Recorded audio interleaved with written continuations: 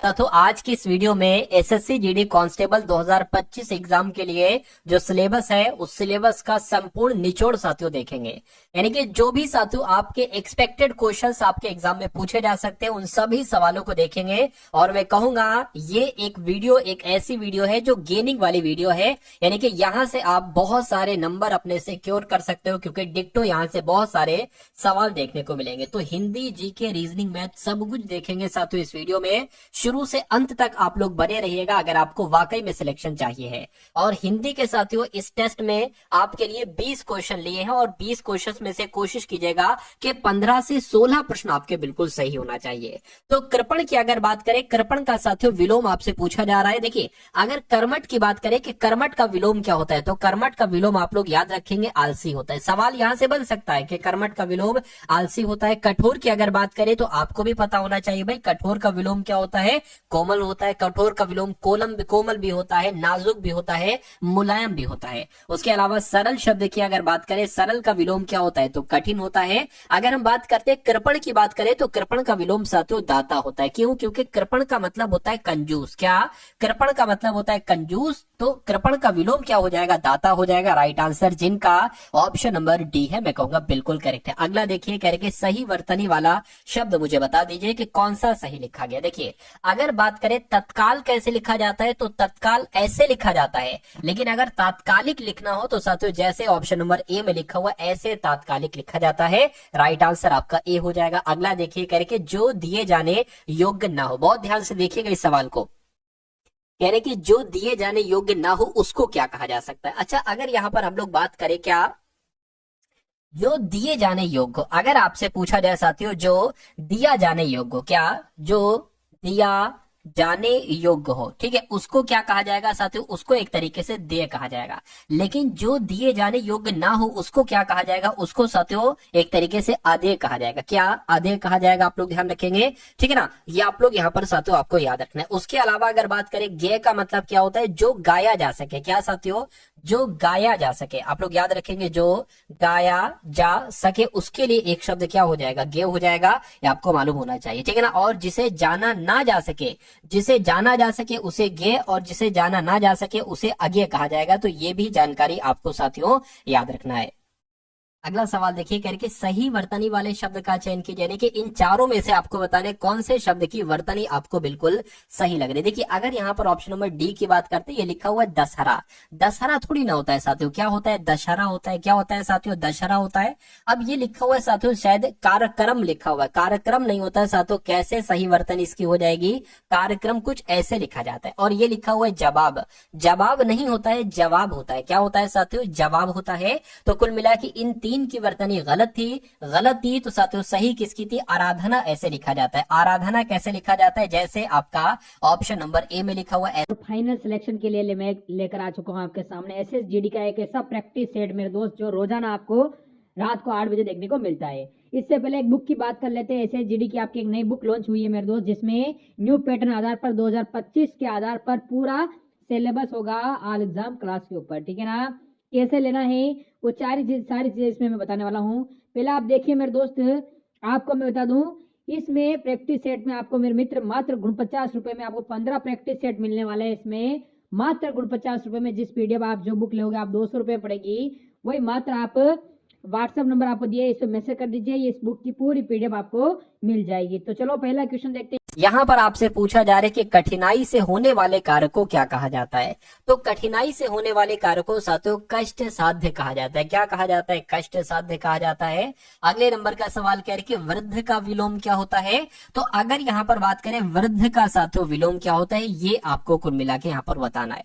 तो आपको मालूम होना चाहिए वृद्ध का विलोम अगर आपसे पूछे तो बालक आपको बता देना है। अगर आपसे युवक का विलोम पूछे तो आपको क्या बताना है साथियों? वृद्ध बता देना है। क्या बता देना? वृद्ध बता देना। अगर आपसे किशोर का विलोम पूछे तो आपको युवा बता देना। क्या?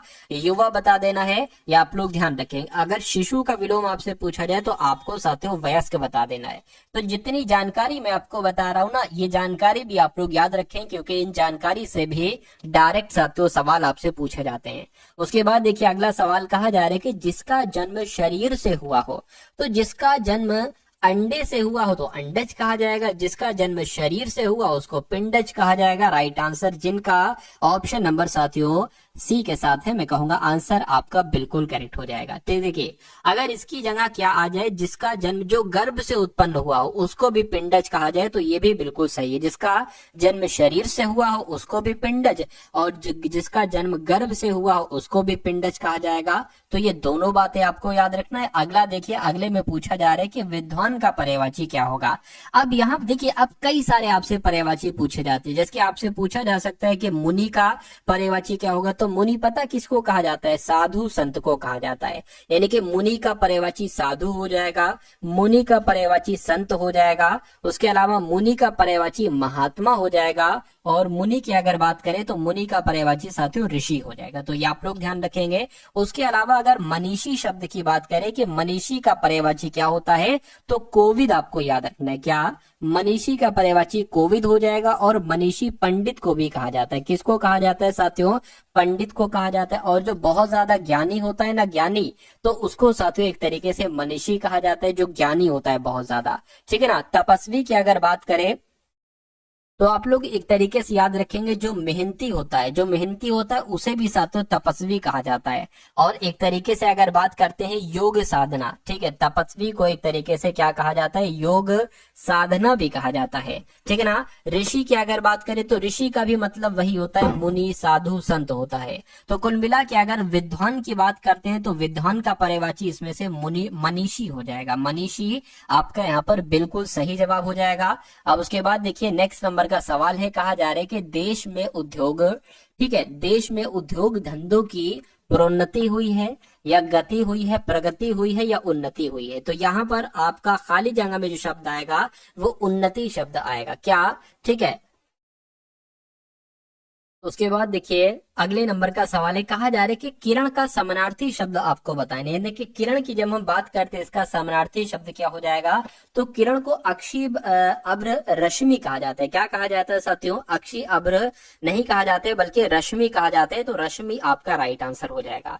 उसके अलावा अगर बात करें किरण के और क्या क्या पर्यायवाची होते हैं, किरण को साथियों किरण भी कहा जाता है। क्या, किरण भी कहा जाता है, और उसके अलावा अंशु भी कहा जाता है। क्या कहा जाता है साथियों, अंशु भी कहा जाता है। ये भी आप लोग याद रखेंगे। अगर हम यहाँ पर बात करते हैं साथियों, अगर हम यहाँ पर बात करते हैं और क्या क्या साथियों कहा जा सकता है, क्योंकि कुछ भी आपसे यहाँ पर पूछा जा सकता है। अगर हम अभ्र की अगर बात करें तो अभ्र का मतलब पता क्या होता है साथियों, अभ्र के एक तरीके से इसका पर्यायवाची अमल हो जाएगा। क्या हो जाएगा साथियों, अमल हो जाएगा। तो ये चीज भी आप लोगों को यहाँ पर याद रखना होगी। चलिए अब उसके बाद देख लेते हैं अगला सवाल कह रहे कि उत्तीर्ण का विलोम क्या हो सकता है। तो उत्तीर्ण की अगर बात करें, आपको मालूम होना चाहिए उत्तीर्ण का विलोम साथियों अनुत्तीर्ण हो जाएगा। अच्छा, यहाँ पर उत्तीर्ण का पूछा गया तो उत्तीर्ण का अनुत्तीर्ण, और अनुत्तीर्ण का पूछा जाए तो उत्तीर्ण हो जाएगा। उसके अलावा अगर आपसे पूछा जाए विस्तीर्ण का, क्या वित्तीर्ण की अगर बात करें, वित्तीर्ण का क्या हो जाएगा, तो आप लोगों को मालूम होना चाहिए अवित्तीर्ण हो जाएगा। क्या साथियों, अवित्तीर्ण हो जाएगा वित्तीर्ण का विलोम। उसके अलावा अवतीर्ण का विलोम क्या हो जाएगा, तो वित्तीर्ण आप लोग ध्यान रखेंगे, ठीक है ना। तो ये सारी जानकारी साथियों आप लोगों को मालूम होना चाहिए। अनतीर्ण की अगर बात करें तो अनतीर्ण की अगर बात करें साथियों उत्तीर्ण आप लोग ध्यान रखेंगे। एक सेकंड, इसको मैं थोड़ा सही तरीके से लिख देता हूं, ठीक है। ये उत्तीर्ण आप लोग ध्यान रखेंगे, अनतीर्ण का विलोम हो जाएगा। तो ये कुछ विलोम शब्द हैं जो आपको मालूम होना चाहिए। अब उसके बाद देखिए नेक्स्ट नंबर का सवाल है, कह रहे कि मोहन को डर है कि मोहन इतना काम कर सकेगा, या मोहन को शंका है कि, या मोहन को आशंका, या मोहन को भय है। तो इस खाली जगह में साथियों शंका शब्द आएगा और पूरा वाक्य बन जाएगा कि मोहन को शंका है कि मोहन इतना काम कर सकेगा।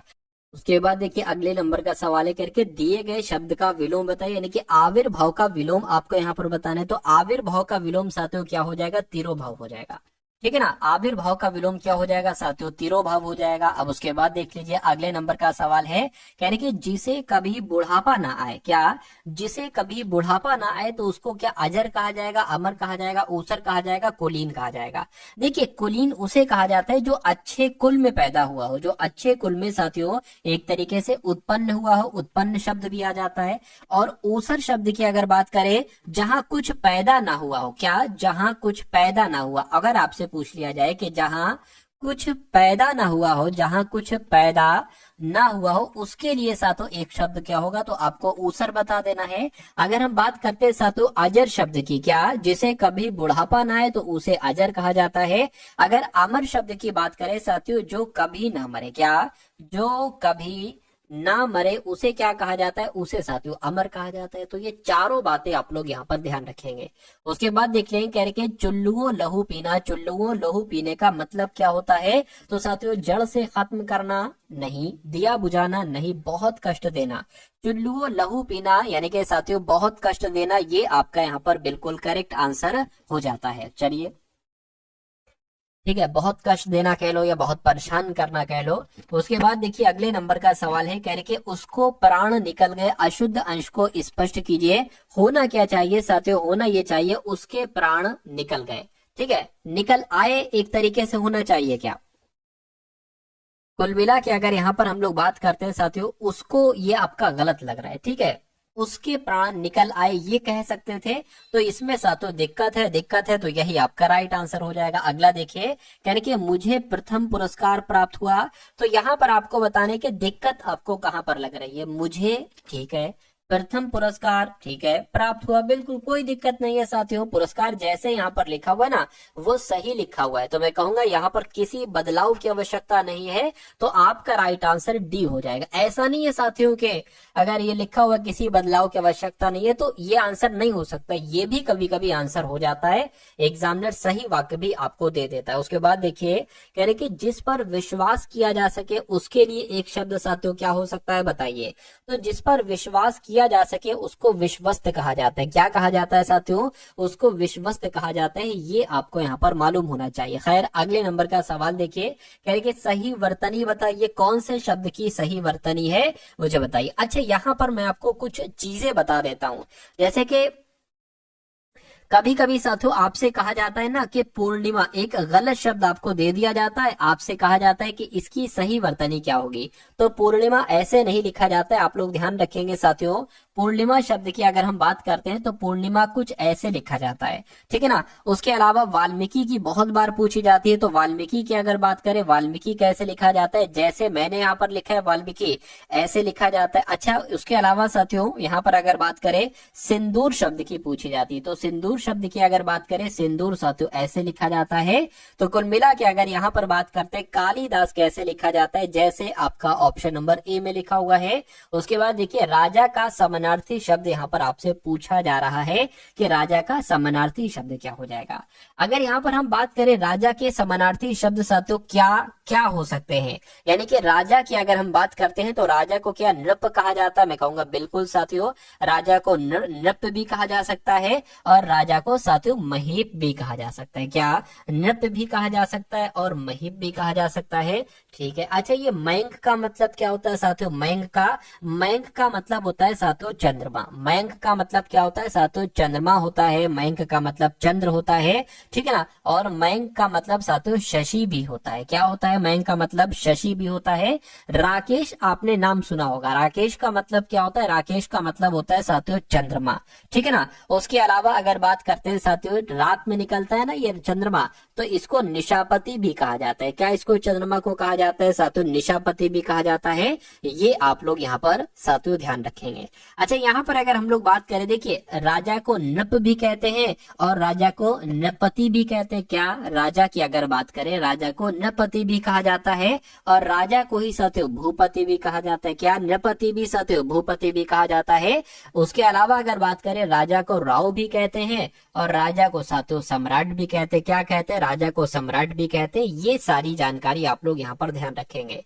अगर हम मुकुंद शब्द की बात करते हैं तो साथियों दामोदर हो गया, नारायण हो गया, दामोदर हो गया, रामायण हो गया, पीताम्बर हो गया, ये सब मुकुंद के पर्यायवाची हैं। तो कुल मिला के राजा का पर्यायवाची की अगर बात करें तो महीप आपका यहाँ पर क्या होगा साथियों, महीप आपका बिल्कुल करेक्ट आंसर हो जाएगा। अगला सवाल कहा जा रहा है कि बस एक आध क्वेश्चन और है, मेरे ख्याल से ये लास्ट क्वेश्चन है और इसके बाद से साथियों जीके के क्वेश्चंस आपके स्टार्ट हो जाएंगे।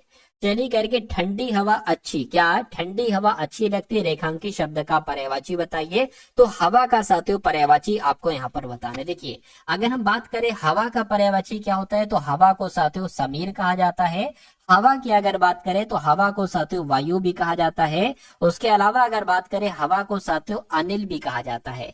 हवा को अगर बात करें वायु भी कहा जाता है और हवा को साथियों वात भी कहा जाता है। आपने सुना होगा मारुति, मारुत की अगर बात करें तो मारुत का मतलब क्या होता है साथियों, हवा होता है। अब देखिए समीर भी कहते हैं और समीरण भी कहा जाता है। हवा को समीर भी कहते हैं और हवा को साथियों समीरण भी कहा जा सकता है। उसके अलावा आवास की अगर बात करें तो आवास क्या मतलब होता है, घर होता है।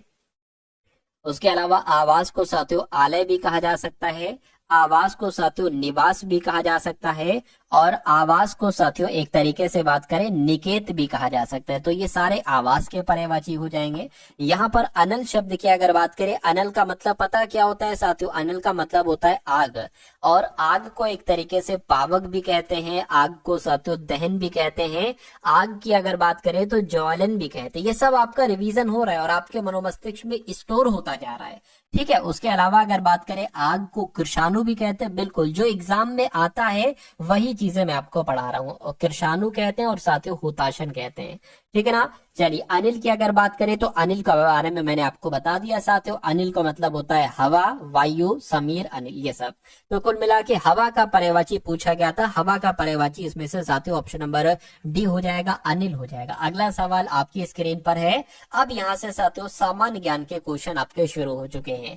यानी कि रिक्त स्थान की पूर्ति के लिए सबसे उपयुक्त शब्द का चयन कीजिए। कहा जा रहा है 15 अगस्त यहाँ शुरू हुआ है। 15 अगस्त को एक सांस्कृतिक पर्व के रूप में मनाया जाता है, राष्ट्रीय पर्व के रूप में मनाया जाता है, किस रूप में मनाया जाता है, तो ये साथियों 15 अगस्त को एक राष्ट्रीय पर्व के रूप में मनाया जाता है। अगला सवाल, अभी तो हिंदी चल रही भाई साहब, अभी तो हिंदी चल रही, कोई दिक्कत नहीं, हिंदी को देख लेंगे। एक आध क्वेश्चन और बचे हैं। कहने कि वह पुरुष जिसकी पत्नी मर गई हो, वह पुरुष जिसकी पत्नी मर गई हो तो उसको तो विधुर कहा जाएगा। जिसका पति मर गया हो उसको विधवा कहा जाता है, उस स्त्री को। लेकिन जिसका एक तरीके से पत्नी मर गई हो उसको विधुर कहा जाता है। क्या कहा जाता है साथियों, उसको विधुर कहा जाता है। अगला देखिए, यहां पर अगर बात करें साथियों, कहा जा रहा है कि मेले में बहुत सी चीजें बिकती हैं। दिए गए वाक्य का वह भाग ज्ञात कीजिए जिसमें कोई त्रुटि है, ठीक है ना। तो अगर बात करें साथियों, लिखा हुआ मेला में, मेला में नहीं होना चाहिए साथियों, मेले में होना चाहिए। क्या होना चाहिए, मेले में बहुत सी चीजें बिकती हैं। तो मैं कहूंगा दिक्कत यहाँ पर है, यहाँ पर है, तो यही आपका राइट आंसर है।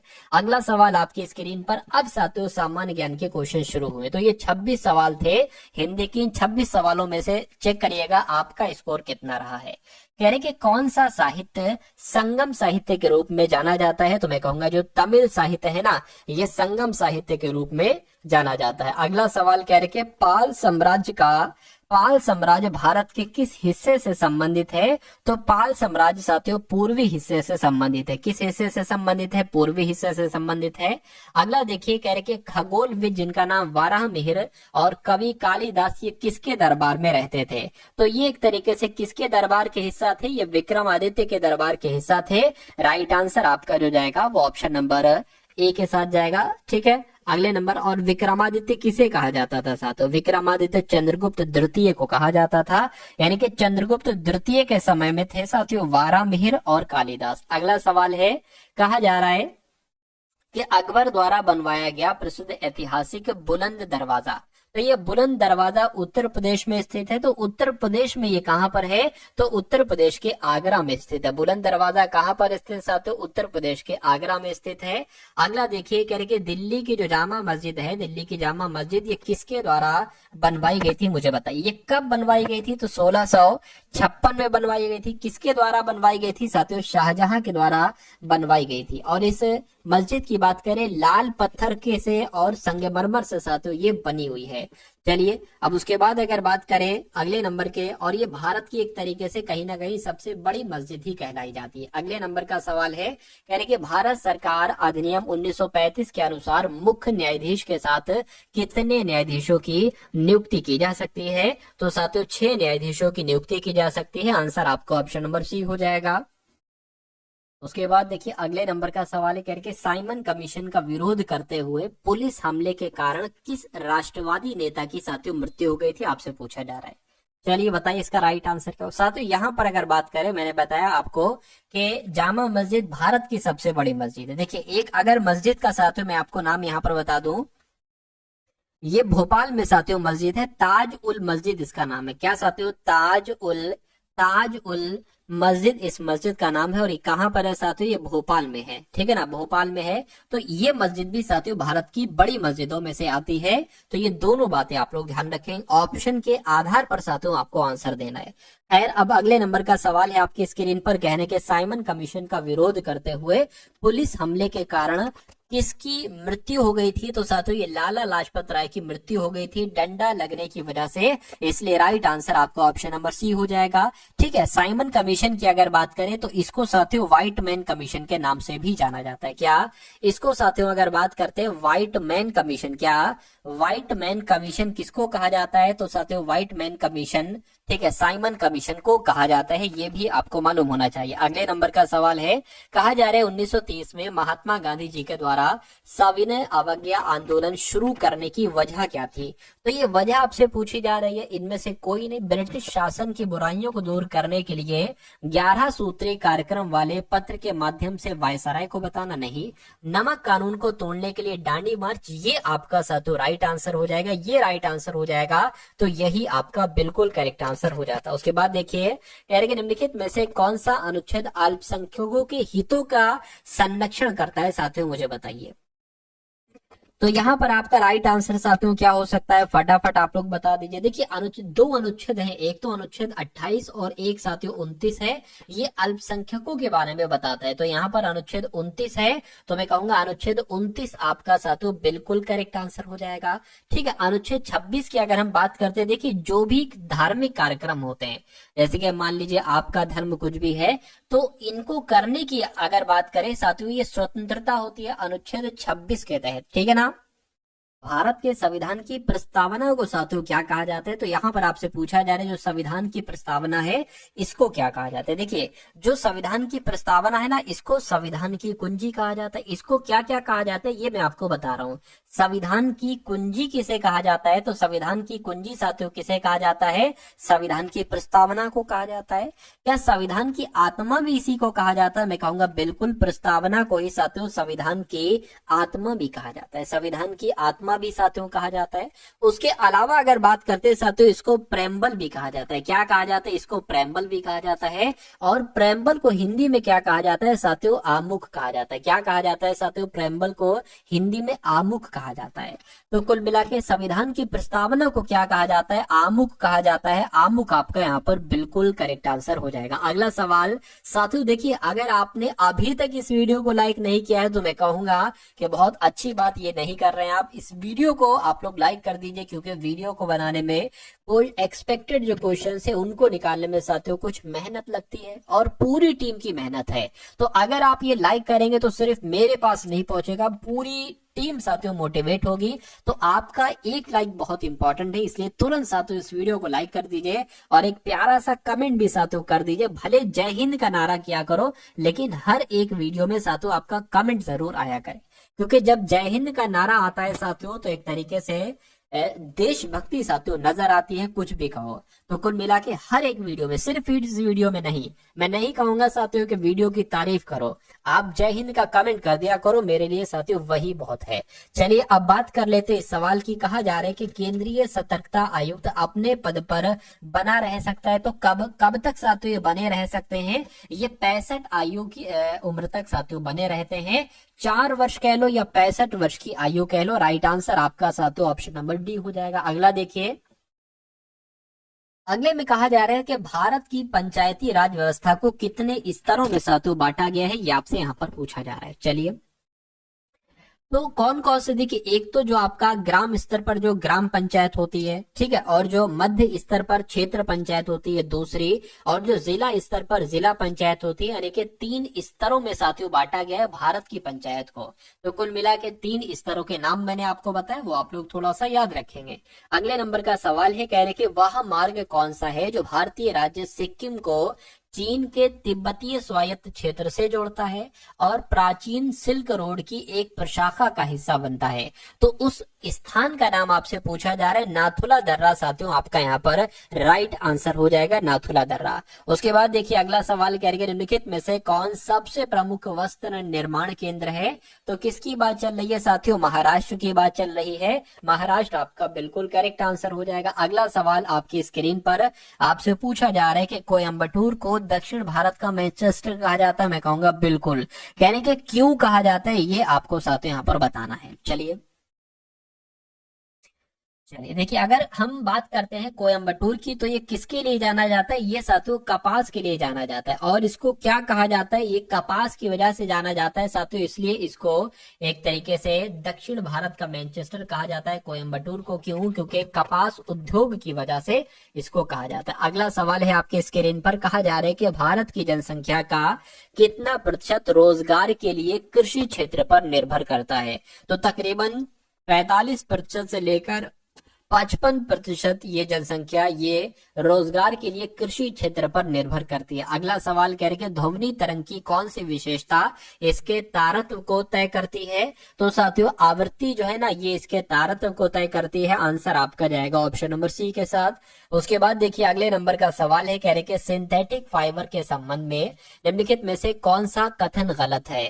तो साथियों कौन कौन से कथन सही है, देखिए प्राकृतिक फाइबर सस्ता है, बिल्कुल। प्राकृतिक फाइबर सशक्त है, बिल्कुल। कम टिकाऊ है, ऐसा नहीं है। धोने तथा व्यवस्थित रखने में आसान है, ये बात भी बिल्कुल सही है। गलत की अगर बात करें प्राकृतिक फाइबर कम टिकाऊ नहीं है, यानी कि ठीक ठाक टिकाऊ है। तो आपका right answer option number C हो जाएगा। अगला सवाल, उसके बाद देखिए अगला सवाल है, कह रहे कि इनमें से कौन सा लोहे का सबसे शुद्ध रूप है। तो लोहे का सबसे शुद्ध रूप जो होता है ना साथियों वो पिटवा लोहा होता है। कौन सा होता है, पिटवा लोहा होता है, ये आपको यहाँ पर मालूम होना चाहिए। चलिए और अगर पिटवे लोहे की अगर बात करें, इसको साथियों गड़ा हुआ लोहा भी कहा जाता है। इसका एक और नाम होता है क्या, इसको गड़ा हुआ साथियों लोहा भी कहा जाता है, ये आपको ध्यान रखना है। इसको रोट आयरन भी कहा जाता है, इंग्लिश में क्या, रोट आयरन भी कहा जाता है। ये लोहे का सबसे शुद्ध रूप होता है, ठीक है ना। चलिए उसके बाद देख लेंगे नेक्स्ट नंबर का सवाल है, कहा जा रहा है यहाँ पर आपसे कि निम्नलिखित में से कौन सी धातु सबसे अधिक आघातवर्ध होती है, यानी कि मैलीएबल होती है। तो किसकी बात चल रही है, सोने और चांदी की बात चल रही है। अगर ये सवाल आए तो सोना चांदी आपको लगा दे। और फाइनल सिलेक्शन के लिए मैं लेकर आ चुका हूँ आपके सामने एसएसजीडी का एक ऐसा प्रैक्टिस सेट मेरे दोस्त जो रोजाना आपको रात को 8 बजे देखने को मिलता है। इससे पहले एक बुक की बात कर लेते हैं। एसएसजीडी की आपकी एक नई बुक लॉन्च हुई है मेरे दोस्त, जिसमें न्यू पैटर्न आधार पर 2025 के आधार पर पूरा सिलेबस होगा ऑल एग्जाम क्लास के ऊपर, ठीक है ना। कैसे लेना है वो सारी चीजें इसमें मैं बताने वाला हूँ। पहले आप देखिए मेरे दोस्त, आपको मैं बता दूं इसमें प्रैक्टिस सेट में आपको मेरे मित्र मात्र 49 रुपए में आपको 15 प्रैक्टिस सेट मिलने वाले हैं। इसमें मात्र 49 रुपए में जिस पीडीएफ आप जो बुक लोगे आप 200 रुपए पड़ेगी, वही मात्र आप व्हाट्सएप नंबर आपको दिया है, इस पर मैसेज कर दीजिए, इस बुक की पूरी पीडीएफ आपको मिल जाएगी है मेरे भाई। अब उसके बाद यहाँ पर अगर बात करें, अब साथियों आपके सामने रीजनिंग के क्वेश्चन शुरू हो चुके हैं। तो इन सभी रीजनिंग के सवालों को आप बहुत ध्यान पूर्वक देखेंगे, क्योंकि यहाँ से अगर बात करें साथियों बहुत सारे सवाल आपको एग्जाम में देखने को मिलेंगे ही मिलेंगे। चलिए तो बात कर लेते हैं साथियों इस सवाल की। कह रहे कि जैसे 15 से यहाँ पर 225 हुआ है, क्या 15 से यहाँ पर साथियों क्या हुआ है, 225 हुआ है। तो वैसे ही आपको बताना है कि 24 से साथियों यहाँ पर क्या हो सकता है। अब देखिए आप यहाँ पर बहुत आराम से अगर 15 गुणा 15 की बात करते हैं तो कितना होता है साथियों, 225 होता है। तो ये लॉजिक हमें समझ में आया। क्या 24 गुणा अगर 24 करते हैं तो क्या हमें कुछ ऑप्शन में से मिलेगा। तो 24 गुणा 24 करके एक बार देख लेते हैं। 4 चौक 16 हो गया, 4 दूना 8 और 1 9 हो गया, ठीक है। और ये 48 हो जाएगा, तो मैं कहूंगा 6 आ जाएगा, 7 आ जाएगा, 5, यानी कि क्या अगर 576 ऑप्शन में है तो मैं कहूंगा ये लॉजिक हमारा बिल्कुल सही है। और बिल्कुल साथियों ऑप्शन नंबर डी में 576 है। तो कुल मिला के आंसर आपका अगर पहले से आ गया था साथियों ऑप्शन नंबर डी तो बिल्कुल करेक्ट हो जाएगा भाई। बहुत बढ़िया, वेरी गुड क्लास। अब अगला सवाल देखिए, एक आकृति साथियों आपको दी गई है ये इस टाइप की। आपको बताना ये जो आकृति है ना ये किस ऑप्शन में आपको दिखाई दे रही है, ठीक है। ऑप्शन नंबर ए में, ऑप्शन नंबर बी में, सी में या साथियों डी में। चलिए अगर हम ये यहाँ पर बात करें, यहाँ पर ढूंढने की कोशिश करें, तो देखिए ये एक ऐसी लाइन तो मुझे दिख रही है, लेकिन अभी मैं कंफर्म नहीं कह सकता कि पूरी बनेगी भी नहीं बनेगी। अब ये ऐसे करके मैंने कर दिया, इसको साथियों, ठीक है, इसको साथियों मैंने ऐसे करके कर दिया, और ये ऐसे बिल्कुल साथियों ये सेम आकृति बन रही है कि यहाँ पर वो आकृति बन रही है। देखते हैं साथियों, ठीक है, ऐसे करके कर दिया, ठीक है। अब देखिए ऐसे करने के लिए मेरे पास कोई लाइन नहीं है, तो मैं कहूंगा ये आकृति नहीं बन पाएगी। यहां पर अगर बात करें, ऐसे करने के लिए हमारे पास कोई लाइन नहीं बन पाएगी। यहां पर भी ऐसे करके है, लेकिन यहां पर ऐसे आई है, तो मैं कहूंगा सबसे सटीक जवाब जो होगा वो ऑप्शन नंबर ए वाला हो जाएगा। अब उसके बाद देखिए कहे कि प्रतिरोध का जो संबंध ओम से है, बल का वही संबंध साथियों किससे हो सकता है। तो आपको याद रखना है कि प्रतिरोध का जो संबंध ओम से है साथियों, बल का वही संबंध न्यूटन से हो जाएगा। क्या? ठीक है, वही संबंध साथियों न्यूटन से हो जाएगा, क्योंकि बल का मात्रक न्यूटन है और प्रतिरोध का मात्रक ओम है। अगला सवाल आपके स्क्रीन पर। अब यहाँ पर अगर बात करें कि आपसे पूछा जा रहा है, यानी कि आपको बताना है कि इसमें सबसे असंगत कौन सा है, यानी कि एक में सबसे अलग रूल लगा होगा, वही आपको बताना है कि किसमें सबसे अलग रूल लगा है। देखिए डी जो है ना वो 4 पर आता है, ई की बात करें 5 पर आता है, ओ साथियों 15 पर आता है, एम 13 पर आता है। इसकी अगर बात करें, जे 10 पर आता है, के 11 पर आता है, यू 21 पर आता है, एस 19 पर आता है। इसकी अगर बात करें, पी 16 पर आता है, क्यू 17 पर आता है, जेड 26 पर आता है, वाई आपका 25 पर आता है। इसकी बात करें, एल 12 पर आता है, एम 13 पर आता है, डब्ल्यू साथियों 23 पर आता है, यू 21 पर आता है। अब देखिए यहाँ पर 1 बढ़ाया गया है, और यहाँ पर 10 बढ़ा दिया गया, और यहाँ पर 2 घटा दिया गया। यहाँ पर साथियों 1 बढ़ाया गया, यहाँ पर एक तरीके से बात करें कितना बढ़ाया गया, तो मैं कहूंगा यहाँ पर भी तो 10 बढ़ाया गया, और यहाँ पर एक तरीके से 2 घटा दिया गया। यानी कि जो लॉजिक यहाँ पर लगा वही लॉजिक यहाँ पर लगा। अब इसको देखिए साथियों जरा, यहाँ पर 1 बढ़ाया गया, ठीक है। यहाँ पर अगर बात करें कितने, यहाँ पर साथियों 9 बढ़ाए गए हैं भाई साहब, 9 बढ़ाए गए हैं, तो ये लॉजिक तो हमारा यहाँ पर नहीं लग रहा है। इसकी बात करें, यहाँ पर 1 बढ़ाया गया, यहाँ पर 10 बढ़ाया गया, और यहाँ पर 2 घटा दिए गए। तो जो लॉजिक यहाँ पर लगा वही लॉजिक यहाँ पर लगा, वही लॉजिक यहाँ पर लगा, लेकिन यहाँ पर थोड़ा सा अलग है, 10 नहीं बढ़ाया गया, यहाँ पर 9 बढ़ाया गया। तो सबसे असंगत, सबसे विषम ऑप्शन कौन सा होगा? ऑप्शन नंबर बी होगा, और वही आपका बिल्कुल करेक्ट आंसर हो जाता है भाई। बहुत बढ़िया, वेरी गुड क्लास। अब अगला सवाल देखिए आपके स्क्रीन पर है। कथन आपके सामने है और कुछ साथियों 2-3 निष्कर्ष आपके सामने है, तो इन कथनों को पढ़िए और बताइए कि कौन सा निष्कर्ष सही लग रहा है। यानी कि कुछ चम्मच प्लेट है, तो मान लेते हैं साथियों ये क्या हो गए, ये चम्मच हो गए, और इतने चम्मच क्या कह सकते, इतने चम्मच साथियों प्लेट हो गए, ठीक है। उसके बाद कह रहे कि कुछ प्लेट गिलास है, तो मैं कहूंगा इतने प्लेट क्या हो गए, इतने प्लेट साथियों गिलास हो गए, ठीक है। अब निष्कर्ष को पढ़िए। कहा जा रहा है साथियों यहाँ पर, यानी कि कोई भी गिलास चम्मच नहीं है, कोई भी गिलास चम्मच नहीं है, ठीक है, कोई भी गिलास चम्मच नहीं है, ठीक है। अगला देखिए, कोई भी प्लेट चम्मच नहीं है, कोई भी प्लेट चम्मच नहीं, ये कैसे हो सकता है भाई, कुछ प्लेट चम्मच है, ये तो सरासर गलत है। उसके बाद करेंगे कुछ गिलास चम्मच है। अच्छा, यहाँ पर एक चीज आपको समझ में आई होगी, यहाँ पर कहा जा रहा है कि कोई भी गिलास चम्मच नहीं है, और यहाँ पर कह रहे कि कुछ गिलास चम्मच है। अरे कोई एक ही बात तो सही होगी, या तो कुछ गिलास चम्मच होंगे या कोई भी गिलास चम्मच नहीं होगा। तो जब ऐसी कंडीशन आ जाए कि भाई या तो एक सही होगा या 3, तो यहाँ पर आप ऐसा ही चेक करेंगे कि या तो निष्कर्ष 1 निकलेगा या साथियों 3 अनुसरण करेगा। तो कुल मिला के इस कंडीशन को आपको समझना है। ऐसे सवाल आते हैं और बच्चे यहाँ पर बहुत कंफ्यूज होते हैं, तभी साथियों मात खा जाते हैं इस वाले चैप्टर में। बाकी इसमें इन चैप्टर में ऐसी कोई चीज नहीं है जिसमें दिक्कत आपको मिले। उसके बाद देखिए अगले नंबर का सवाल है, कह रहे राजपाल और रामपाल 2 भाई हैं। सुनीता राजपाल की भाभी है, रघुवीर सुनीता के पिता है, और सुनीता विक्रम की इकलौती बहन है।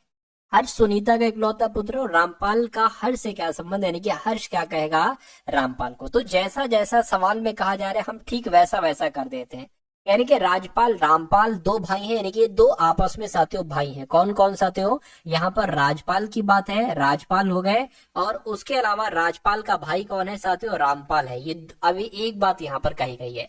उसके बाद कहा जा रहा है कि सुनीता जो है ना ये राजपाल की भाभी है। देखिए अगर राजपाल की भाभी है सुनीता, तो मैं कहूंगा ये रामपाल की पत्नी होगी। क्या सुनीता की अगर बात करें, तो सुनीता की अगर बात करें, सुनीता रामपाल की पत्नी है, और ये दोनों आपस में भाई हैं, ठीक है। कह रहे कि रघुवीर सुनीता के पिता है, यानी कि सुनीता के पिता की अगर बात करें तो सुनीता के पिता का नाम क्या है साथियों, रघुवीर है, ठीक है। रामपाल के ससुर जी हैं ये रघुवीर, ठीक है। उसके बाद कह रहे कि सुनीता विक्रम की इकलौती बहन है। सुनीता जो है ना साथियों ये विक्रम की इकलौती बहन है, यानी कि सुनीता के भाई का नाम क्या है, विक्रम है, ठीक है। ठीक है, हर्ष सुनीता का इकलौता पुत्र है, यानी कि इन दोनों के पुत्र का नाम क्या है साथियों, हर्ष है, ठीक है, कोई दिक्कत नहीं। कह रहे कि रामपाल का हर्ष से क्या संबंध, यानी कि इनका और इनका आपसे पूछा जा रहा है संबंध क्या है। हर्ष क्या कहेगा राजपाल को, क्या रामपाल का पूछा जा, अच्छा सॉरी राजपाल का नहीं बल्कि रामपाल का पूछा जा रहा है कि रामपाल और हर्ष का क्या संबंध है। तो हर्ष क्या कहेगा रामपाल को, पिता ही तो कहेगा। तो पिता कहां पर लिखा हुआ है, ऑप्शन नंबर ए में लिखा हुआ है। तो ये क्या होगा साथियों, ये आपका यहाँ पर बिल्कुल करेक्ट आंसर हो जाता है। अब उसके बाद देखिए अगला सवाल है, कह रहे कि इसको आपको अंग्रेजी शब्दकोश के अनुसार लगाना है। देखिए एस टी यू यहाँ पर है, एस टी यू यहाँ पर है, एस टी यू यहाँ पर भी है, यहाँ पर भी है और यहाँ पर भी है। अब आपको साथियों ये बताना है कि सबसे पहले कौन सा आता है, एन पहले आता है या एन, एफ क्या पहले आता है या एन, मैं कहूंगा एफ आता है। पी पहले, एम पहले, एम इससे पहले सबसे पहले एफ आता है तो मैं कहूंगा 4 नंबर सबसे पहले आ जाएगा। अब बताइए पी पहले आता है या एम, तो मैं कहूंगा एम पहले आएगा। एम में साथ ये बी पहले आएगा तो 2 हो जाएगा, उसके बाद एक वाला आ जाएगा, ठीक है ना। और उसके बाद अगर बात करते हैं एन पहले आएगा। अब देखिए हो कौन कौन से गए, 4 हो गया है, 2 हो गया है, 1 हो गया। अब बताइए कि पी पहले आता है या एन, तो मैं कहूंगा एन पहले आता है, यानी कि साथियों 5 आ जाएगा, उसके बाद यहाँ पर आपका 3 आ जाएगा। तो 421 53 कौन से ऑप्शन में है, देखिए जरा 421 और 53 ऑप्शन नंबर बी वाले में है, तो ऑप्शन नंबर बी आपका यहाँ पर बिल्कुल सही और सटीक जवाब हो जाएगा। अब उसके बाद देखिए अगला सवाल एक नंबर सीरीज वाला सवाल है, कहने के 7 है, 11 है, 16 है और उसके बाद साथियों 22 है और उसके बाद आपको बताने कौन सा नंबर आएगा और उसके बाद 37 है और उसके बाद साथियों यहाँ पर 46 है। चलिए तो यहाँ पर अगर हम लोग साथियों बात करें कि आखिर यहाँ पर लॉजिक क्या लगा हुआ है, तो देखिए 7 से 11 हुआ है तो मैं कहूंगा यहाँ पर 4 बढ़ाया गया है, 11 से 16 हुआ है तो 5 बढ़ाया गया है और 16 से 22 हुआ है तो मैं कहूंगा साथियों यहाँ पर 6 बढ़ाया गया। तो बच्चा बच्चा बता देगा भाई 4 बढ़ाया गया, 5 बढ़ाया गया, 6 तो 7 बढ़ाया जाएगा, क्या यहाँ पर 8 बढ़ाया जाएगा, क्या यहाँ पर 9 बढ़ाया जाएगा। एक बार देख लीजिए, इसमें अगर 9 बढ़ाए ना तो हमारा लॉजिक बिल्कुल सही है और बिल्कुल साथियों वाकई में 9 ही बढ़ा हुआ है। तो 22 और 7 कितने होते हैं साथियों, 29 होते हैं, 29 और 8 37 होते हैं, यानी कि हमारा आंसर जो जाएगा वो ऑप्शन नंबर ए यानी कि 29 के साथ ही जाएगा। अब उसके बाद देखिए अगला सवाल कहा जा रहा है कि उस फलक का चयन करें जो 4 बिंदु दर्शाने वाले फलक के विपरीत है, यानी कि 4 बिंदु कौन सा दर्शा रही है, तो मैं कहूंगा 4 बिंदु ये वाला दर्शा रही है, तो इसके विपरीत पर कौन होगा। देखिए अगर ये 3 वाले बिंदु है, अगर आपसे पूछा 3 बिंदु वाले के विपरीत कौन सा होगा तो ये वाला होगा, 5 वाला ये आ जाएगा, ठीक है ना, 5 वाला आ जाएगा। अगर आपसे मतलब ये निपट गया, ये निपट गया।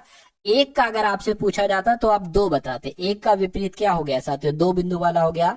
4 बिंदुओं के विपरीत वाला पूछा जा रहा है तो साथियों 4 बिंदुओं के विपरीत वाला 6 हो जाएगा, तो मैं कहूंगा 6 बिंदु वाला आपका राइट आंसर हो जाएगा, यही आपका बिल्कुल सही जवाब है। अगला सवाल देखिए, अगला सवाल देखिए साथियों और बताइए राइट आंसर क्या है। कह रहे हैं कि जैसे कि यहाँ पर 5 + 8 करके आपने 14 बना दिया गया है, आपने उसी प्रकार यहाँ पर 9 + 6 करके 21 बना दिया गया है, उसी प्रकार आपने 4 + 10 करके यहाँ पर 13 बना दिया गया है। तो आखिर कैसे आपने ये किया है, तो 7 + 2 करके यहाँ पर कौन सा नंबर बनेगा, बस इतनी सी बात आपसे पूछी जा रही। अब देखिए हम 5 और 8 तो हमारा कितना होता है साथियों, 13 होता है, इसमें एक जोड़ देंगे 14 हो गया, ठीक है। 9 और ये 15 हो जाएगा, इसमें एक जोड़ेंगे तो 16 आ गया, तो 21 है, यानी कि लॉजिक हमारा बेकार हो गया, ठीक है।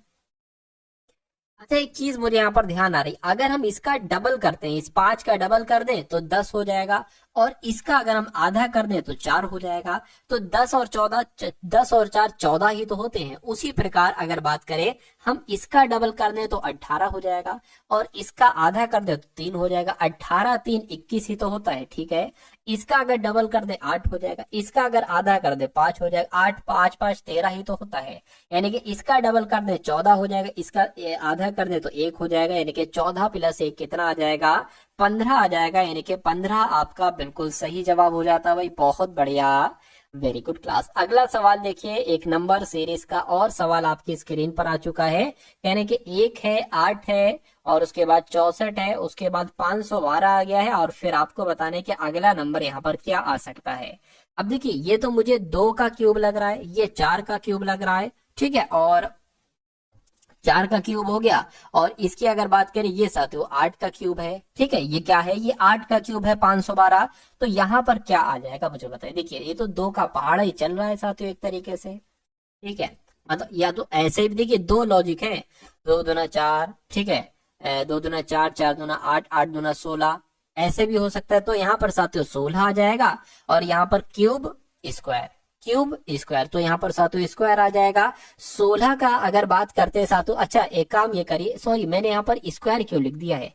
अरे भाई, 4 का स्क्वायर तो 16 होता है, 4 का क्यूब होता है 64, 8 का क्यूब 512 और 2 का क्यूब साथियों 8 और 1 के क्यूब की बात करें तो 1 ही आ जाएगा। गलती मुझसे ये हो गई, मैंने यहाँ पर स्क्वायर लग दिया और शायद बोल भी दिया होगा कि 4 का स्क्वायर 64, सॉरी 4 का क्यूब होता है 64। अब 16 का यहाँ पर क्यूब आ जाएगा, तो 16 का क्यूब कितना होता है, 16 का स्क्वायर तो साथियों, ठीक है, 256 होता है। अब 16 से एक बार और हम गुणा कर लेते हैं तो 6 चंग 36 हो जाएगा, 6 पंजे 30 और 33 हो गया, 6 दूना 12 और 3 15 हो गया और आपका 2 5 6 यहाँ पर आ गया, 6 आ गया, 9 आ गया, 0 आ गया और 4, यानी कि 4096 हो जाएगा बिल्कुल। तो मैं कहूंगा 16 का स्क्वायर, 16 का क्यूब साथियों क्या हो जाएगा, ठीक है, 4000 साथियों यहाँ पर 96 हो जाएगा। तो इस प्रकार जिनका आंसर ऑप्शन नंबर बी के साथ है, मैं कहूंगा आंसर आपका बिल्कुल करेक्ट भाई, बहुत बढ़िया, वेरी गुड क्लास। एक निश्चित गुण भाषा में GROWTH को क्या लिखा जाता है, OIGHGW लिखा जाता है। तो उसी प्रकार GODREJ को क्या लिखा जा सकता है साथियों, ये बात यहाँ पर आपको बताना है, ये बात आपसे पूछी जा रही है। अब देखिए, हमें सबसे बड़ा हमारे पास चैनल है कि आखिर ये चैनल ये है कि अगर इन लेटर से ये लेटर्स बना कैसे है, इन लेटर से ये लेटर साथियों बना कैसे, सबसे बड़ा हमारे पास चैनल ये है, ठीक है, चैलेंज ये है। तो देखिए, ये होता है साथियों 7 पर, ये होता है 18 पर, ये होता है 15 पर, W होता है 23 पर, T होता है 20 पर, H होता है 8 पर। इसकी बात करें तो ये 15 पर, I 9 पर, G 7 पर, H 8 पर, G 7 पर, W 23 पर, ठीक है। अरे ये तो सेम आ रहा है, 23 है, चलिए कोई नहीं। तो ये 7 से 14 हुआ है, 8 बड़ा है, 18 से 9 हो गया है, ठीक है, अब एकदम से ये कम हो गया, ठीक है, 15 से 7 हुआ है, ठीक है, 23 से 8 हुआ है। तो कुछ समझ में नहीं आ रहा है साथियों लॉजिक मुझे, लेकिन एक बात मुझे यहाँ पर समझ में आ रही है, जो मैं आपको साथियों अगर ऐसे समझाऊंगा तो आपकी समझ में आ जाएंगी। ये मैंने लिखा GROWT और H लिखा और उसके नीचे ये मैं लिख रहा हूँ साथियों OI, क्या OIG और H और साथियों G और W। अब इसको अगर हम सॉल्व करने की कोशिश करें और मैं आपको समझाऊं तो देखिए, G ये यहाँ पर है, O ये यहाँ पर है, H ये यहाँ पर है, W ये यहाँ पे है। अब ये R कैसे आ गया, तो R कैसे आ गया, R का विपरीत होता है I, जैसे कि भाई A का विपरीत Z, B का विपरीत Y, उसी प्रकार R का विपरीत होता है I और T का विपरीत क्या होता है साथियों, G होता है। तो मैं कहूंगा यही लॉजिक यहाँ पर आएगा, बिल्कुल D यहाँ पर आपका आ जाएगा, ठीक है, G यहाँ पर आ जाएगा, J यहाँ पर आ जाएगा, R यहाँ पर आ जाएगा। E का विपरीत क्या होता है, देखिए मैं आपको बता देता हूँ, LOVE, E का विपरीत V, तो यहाँ पर V आ जाएगा और O का विपरीत साथियों L होता है, तो यहाँ पर L आ जाएगा। तो मैं कहूंगा ये ऑप्शन कहाँ पर लिखा हुआ है, DLGJVR, ये ऑप्शन साथियों ऑप्शन नंबर डी में लिखा हुआ है। तो इस प्रकार जिनका भी आंसर ऑप्शन नंबर डी के साथ है, मैं कहूंगा आंसर आपका यहाँ पर बिल्कुल करेक्ट हो जाएगा। अगला सवाल आपकी स्क्रीन पर, अब इस सवाल की अगर बात करें कि उस वेन आरेख का चयन करिए जो निम्नलिखित वर्गों के बीच संबंध को सर्वोत्तम रूप से साथियों दर्शाती है। प्रवेश परीक्षण, प्रश्न, अभ्यास परीक्षण। तो अब आपको बताने, देखिए प्रश्न की अगर बात करें तो प्रश्न तो अभ्यास परीक्षण में भी होंगे और प्रश्न साथियों प्रवेश परीक्षण में भी होंगे, ठीक है। तो मैं एक काम करता हूं साथियों, ये अगर हम बात कर ले, ये मान लीजिए प्रश्न हो गया और कुछ प्रश्न साथियों एक तरीके से प्रवेश परीक्षण में हो गए, ठीक है, और कुछ प्रश्न की अगर बात करते हैं यहाँ पर तो ये साथियों अभ्यास परीक्षण में हो गए। तो कुछ इस प्रकार का आपका आरेख बनेगा और ऐसा आरेख कहाँ पर बना हुआ है, सिर्फ और सिर्फ ऑप्शन नंबर डी में ऐसा आरेख बना हुआ है। तो ये क्या होगा, यही आपका बिल्कुल करेक्ट आंसर हो जाएगा। अब अगला सवाल देखिए आपके स्क्रीन पर है और इस सवाल की अगर हम बात करते हैं साथियों, इस सवाल की अगर बात करें कि एक निश्चित गुण भाषा में TAILOR को 53849 लिखा जाता है, LAND को 4367 लिखा जाता है, तो DRAIN को क्या लिखा जा सकता है, ये आपको यहाँ पर बताना है। कभी भी अगर बात करें साथियों ऐसे करके हो तो आप ये भी चेक कर लिया करो कि कहीं ऐसा तो नहीं, जैसे कि यहाँ पर डी आया है तो ऐसा तो नहीं साथियों डी का कोड यहाँ पर, जैसे टी का कोड यहाँ पर 5 कह दिया गया, ए का कोड यहाँ पर 3 हो सकता हो ऐसा हो, मैं अभी इमेजिन कर रहा हूँ। ठीक है, आई की बात करें आई का कोड 8 हो गया हो, तो अब हमें डी का कोड चाहिए। अब डी कहाँ पर है साथियों, डी यहाँ पर है, इनके डी का कोड है 7, क्या 7 यहाँ पर आएगा। अब आप ऑप्शन देखिए, बिल्कुल साथियों 7 तो 3 ऑप्शन में है। अब आप आर का कोड ढूंढिए, आर का कोड साथियों यहाँ पर 0 बनेगा, तो 70 देखिए इसमें भी इसमें भी है, यानी कि ये लॉजिक हमारा सही है। ए की बात करें, ए का कोड देखिए साथियों 3 हो जाएगा। ठीक है, और यहाँ पर भी ए का कोड क्या है 3 है, तो ये आपका क्या आ जाएगा, ए का कोड 3 आ गया। आई की अगर बात करें तो आई का कोड साथियों क्या है 8 है, तो ये 8 आ जाएगा। और एन की अगर बात करें, एन का कोड साथियों यहाँ पर 6 है। ठीक है, तो मैं कहूंगा 70386 कहां पर लिखा हुआ है, 70386 ऑप्शन नंबर सी में लिखा हुआ है। सही जवाब आपका ऑप्शन नंबर सी के साथ जाएगा। अगला सवाल आपकी स्क्रीन पर, तो अब साथियों यहाँ पर आपके सामने मैथ के क्वेश्चंस आ चुके हैं। कौन से क्वेश्चन साथियों, मैथ के क्वेश्चंस आप लोग बहुत अच्छे तरीके से यहाँ पर देखिएगा। चलिए, यानी कि किसी दुकान में एक बैग का अंकित मूल्य 350 है, यानी कि एक बैग है उस पर लिखे हो कि ये 350 रुपए का है, और यानी कि वो दुकान वाला उस पर एक छूट देता है 10% की। तो जब 350 रुपए पर 10% की छूट दी जाएगी तो उसको 90% में बेचा जाएगा। तो इसको कैलकुलेट कर लो, आपको पता चल जाएगा बैग के विक्रय मूल्य आपको पता चल जाएगा, यानी कि बैग को जो 10% की छूट देने के बाद बैग बेचा गया है तो वो कितने रुपए का बेचा गया है। ठीक है, तो इस 0 से ये 0, इस 0 से ये 0, 35 की गुणा साथियों 9 से कर लीजिए, 9 पंजे 45 हो जाएगा, 9 तिया 27, 27 और आपका कितना हो जाएगा साथियों 31 हो जाएगा। यानी कि अगर कोई वस्तु 350 रुपए की है और 10% की छूट दी जाती है तो वो वस्तु 315 रुपए की बिकेगी। राइट आंसर आपका ऑप्शन नंबर सी हो जाएगा। अगला सवाल आपकी स्क्रीन पर, अब देखिए सवाल को और बताइए राइट आंसर क्या होगा। चलिए, तो यहाँ पर अगर साथियों हम लोग बात करते हैं, कह रहे हैं कि 6 घंटियां हैं जो क्रमशः 12 minute, 9 minute, 8 minute, 6 minute, 3 minute और 10 मिनट के अंतराल में स्वतः बजती हैं। ठीक है, 6 घंटे हैं और 6 का समय आपको दे रखा है, यानी कि शुरू होने के क्षण से 12 घंटे में वे एक साथ कितनी बार बजेंगी। ये डिक्टो सवाल आपसे पूछा जाता है। इस डिक्टो सवाल में आपको क्या करना है, आपको एलसीएम से काम लेना है, यानी कि जो शुरू के नंबर है ना 12, 9, 8, 6, 3, 10, इनका आपको एलसीएम निकाल लेना है। कैसे एलसीएम निकालोगे, 12, 9, 8, 6, 3 और ये 10, इनका आपको सबसे पहले यही काम करना है कि इनका एलसीएम निकालिए। तो 2 से कट कीजिए 6 आ गया, 9 कटेगा नहीं 2 से तो 9 का 9 रखेंगे, 8 कटेगा 4 आ जाएगा, 6 कटेगा 3 आ जाएगा, 3 नहीं कटेगा यहाँ पर 5 आ जाएगा। अब इसको फिर से 2 से कट कीजिए, 2 3 6, 9 नहीं कटेगा, 9 लिखा रहने दीजिए, 2 दूना 4, 3 लिख दीजिए, 3 ऐसे लिख दीजिए, 5 लिख दीजिए। अब देखिए 2 से एक बार और कटेगा, 3 ऐसे लिख दीजिए, 9 ऐसे लिख दीजिए, 2 एकम 2, 3 ऐसे लिख दीजिए, 3 ऐसे लिख दीजिए, 5। अब आपको क्या करना है, अब 3 से ही कटेगा, 3 एकम 3, 3 3 9, ठीक है, 3 एकम 3, 3 एकम 3 और 5 नहीं कटेगा। अब 3 की एक बार और जरूरत पड़ेगी यहाँ पर, और उसके बाद साथियों 5 की जरूरत पड़ेगी यहाँ पर। अब आपके सामने आपको अंत तक काट करना है, जब तक साथियों सारे नंबर कट नहीं हो जाते। अब उसके बाद साथियों आपको क्या काम करना है, आप उसके बाद साथियों ये जितने नंबर है ना इनको गुणा कर लीजिए आप, 2 गुणा 2 गुणा 2 गुणा 3 गुणा 3 गुणा 5। ठीक है, अब इनको साथियों आप गुणा कर लीजिए, 2 4 4 8, ठीक है, 8 3 24, ठीक है, और 24 की गुणा 15 से कर लीजिए। 24 की गुणा अगर हम 15 से करते हैं तो 4 पंजे 20 हो जाएगा, 5 चौक 20 हो जाएगा, ठीक है, 5 दूना 10 और ये आपका 12 आ जाएगा, और यहाँ पर 24 आ जाएगा, 0 आ गया, 6 आ गया, 3 आ गया, यानी कि एलसीएम कुल मिला के हमारा कितना निकला साथियों 360 निकला। अब यहाँ पर साथियों देखिए 12 घंटे में एक साथ वो कितनी बार बजेंगी, तो ये तो 360 ये मिनट निकला है, ये 360 मिनट निकला है।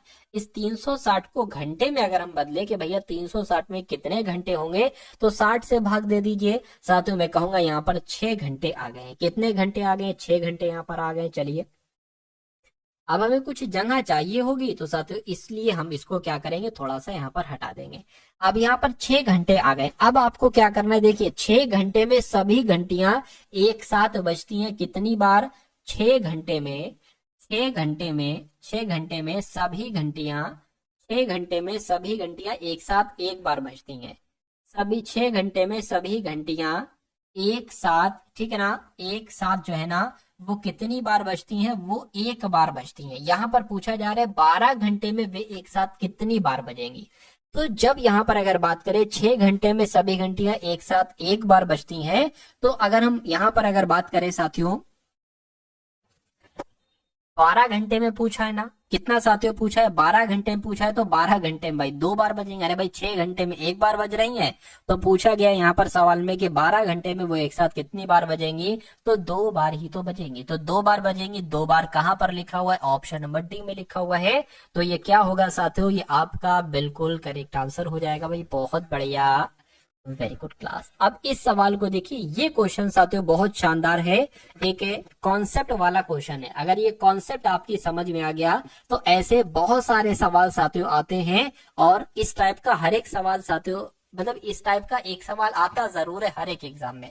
तो इस वाले सवाल को आप, मैं कहूंगा बहुत ध्यान से देखिएगा, क्योंकि मैं आपको एक अच्छी चीज बताऊंगा इस सवाल में, वो आपके कई सारे क्वेश्चन में काम आती है अक्सर। देखिए यानी कि 9480 रुपए की धनराशि को एक्स वाई जेड के बीच इस प्रकार विभाजित किया जाता है। यानी कि ये 3 लोग हैं, एक्स है, वाई है, जेड, 3 लोग हैं।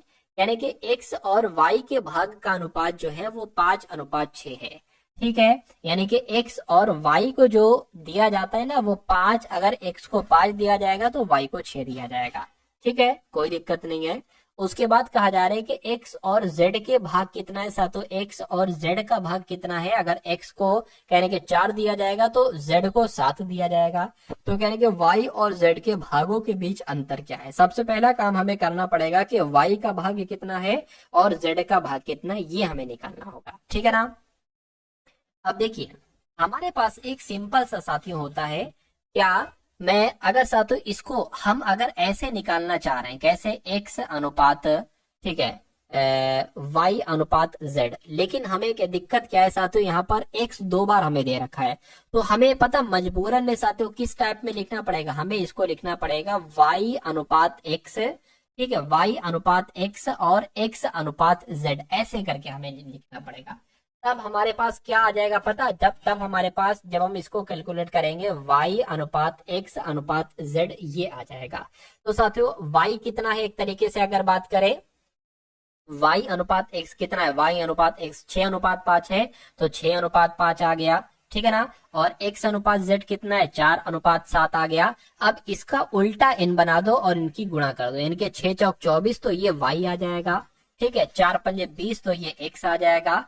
5 सत्ते 35, तो ये साथियों z आ जाएगा। यानी कि अब आपको x y z का अनुपात मालूम पड़ गया है।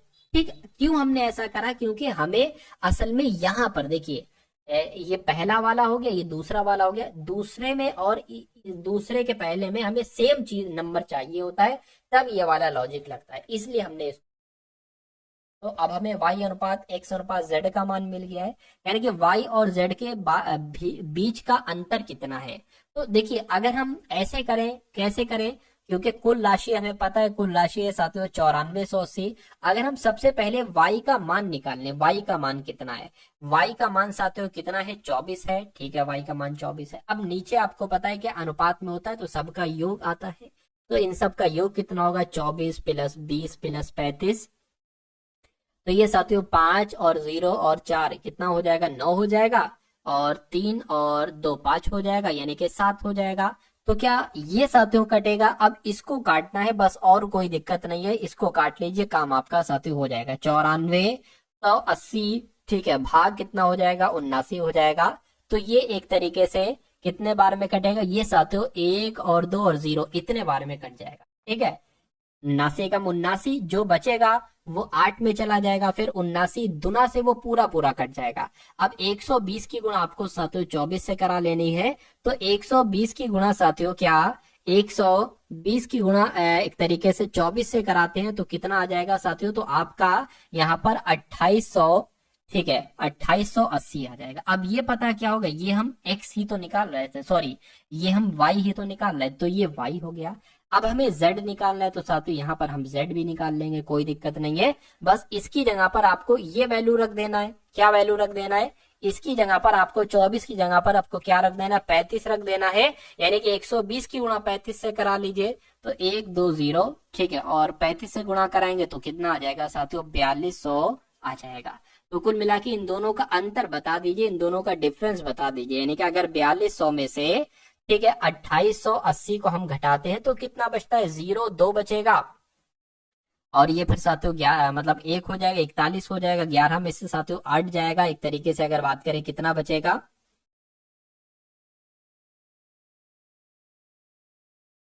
हाँ, ठीक है, यहाँ पर 0 आ गया, 2 आ गया, यहाँ पर 3 आ जाएगा, यहाँ पर 1, यानी कि 1320 बचेगा। कितना बचेगा? 1320 बचेगा। ये एक, अरे भाई यहाँ से 1 लिया गया तो ये 1 हो गया। अब इधर से 1 लेंगे तो 11 हो जाएगा, 11 में से 8 जाएगा, 3 बचेगा। अब यहाँ से 1 लिया गया तो 4 में से, तो ये 3 आ जाएगा, 3 में से 2 जाएगा तो 1 बचेगा। तो कुल मिला के मैं कह सकता हूँ कि y और z के बीच अंतर कितना होगा? तो 1320 होगा। इसको थोड़ा सा अगर, क्योंकि मुझे आपको समझाना था इसलिए मैंने 1-2 स्टेप आगे बढ़ाया। अगर इसको आपको शॉर्ट में करना है तो उनके लिए मैं शॉर्ट तरीका भी बता देता हूँ। कह रहे कि y और z के बीच अंतर कितना है, तो यहाँ पर देख लो y और z के बीच अंतर कितना है। अंतर कितना है साथियों? ये आपका 11 का अंतर है। तो यहाँ पर अगर आप 11 लिखोगे ना तब भी आपका आंसर वही आएगा। मैं एक बार करके देख लेता हूँ। 2400, ठीक है, 80 गुणा क्या हो गया साथियों? गुणा 11 हो गया। और भाग किससे करना है? 79 से भाग करना है। हाँ, वही आ रहा है। ठीक है, तो ऐसे भी आप कर सकते हैं। मेन चीज आपकी ये जो मैंने आपको समझाई है, ये आप लोग एक बार और देख लीजिएगा अच्छे तरीके से। चलिए भाई, अब उसके बाद देख लेते हैं नेक्स्ट नंबर का सवाल है आपकी स्क्रीन पर। इस सवाल को देखिए और साथियों बता दीजिए आपका राइट आंसर क्या होगा।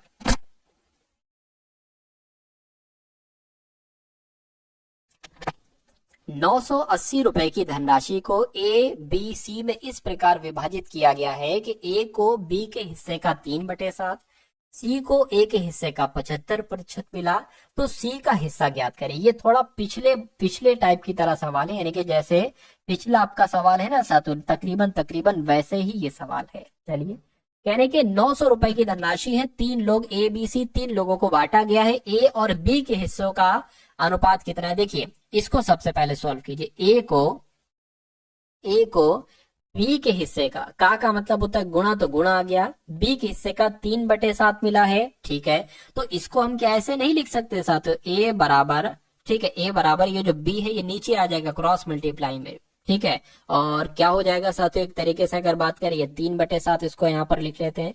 कितना लिख लें साथियों? 3/7 हो गया। यानी कि ए को अगर 3 मिला है तो बी को 7 मिला होगा, ठीक है। उसके बाद यानी कि सी को ए के हिस्से का 75% मिला, यानी कि सी को ए के हिस्से का आ गया, गुणा आ गया, ठीक है। 75% मिला, यानी कि 75/100। प्रतिशत का मतलब ही होता है बटे 100 लगाओ, तो 75%, 75/100। 20%, 20/100। इसको कट करेंगे 25 से, 25 दिया और 25 चौक 100, यानी कि क्या आ गया साथियों? एक तरीके से बात करें सी, और ये ए नीचे आ जाएगा, ठीक है। ए नीचे आ गया, इधर क्या आ गया? 3/4 आ गया। यानी कि अब आपको ए और बी का अनुपात पता है और आपको सी और ए का अनुपात पता है। तो कुल मिला के अगर मैं आपसे कहूं, अब देखिए यहाँ पर हम सेम वही चीज लगाएंगे। कौन सी वाली? ये वाली चीज साथियों फॉलो करेंगे तब हम आंसर तक पहुंच पाएंगे। अब देखिए यहाँ पर अगर बात करें, इसमें दो क्या है? कॉमन हमें क्या मिल रहा है साथियों? कॉमन हमें ए मिल रहा है। तो हम साथियों क्या करेंगे? हम ऐसे करेंगे, देखिए बी अनुपात ए, और फिर यहाँ पर ए रख देंगे, ए अनुपात सी। हमें इसको ऐसे कन्वर्ट करना पड़ेगा। अब यहाँ पर अगर बात करें साथियों, बी अनुपात ए कितना है? बी अनुपात ए साथियों 7/3 है, और ए अनुपात सी कितना है? 4/3 है, तो 4/3 है। अब इसको अगर हमें बनाना होगा बी अनुपात ए अनुपात सी, तो हम इसको उल्टा n से करके साथियों गुणा करें, यानी कि 7 चौक 28, ये 28 हो गया, ठीक है। 4 तियां 12, ये 12 हो गया, और 3 तियां 9, ये हो गया। तो आपको बी अनुपात ए अनुपात सी का हिस्सा मिल चुका है। सी का हिस्सा ज्ञात करें पूछा जा रहा है। सी का हिस्सा साथियों 9 है, तो मैं कहूंगा पूरी धनराशि 980 है। सी का हिस्सा पूछा जा रहा है तो सी का हिस्सा लिख दिया, बटे में ये तीनों का योग आएगा। तो इनको जोड़ लीजिए साथियों। 28 देखिए 12 9 कितना हो जाएंगे 21, तो 21 और 28 कितना हो जाएंगे 9 4 49 हो जाएंगे। कितना हो जाएगा 49 हो जाएगा। 49 एकम 49, 49 दूना 98 हो गया, 0 लग गया तो 9 दूना 18 हो गया, यानी कि 180 सी का हिस्सा होगा।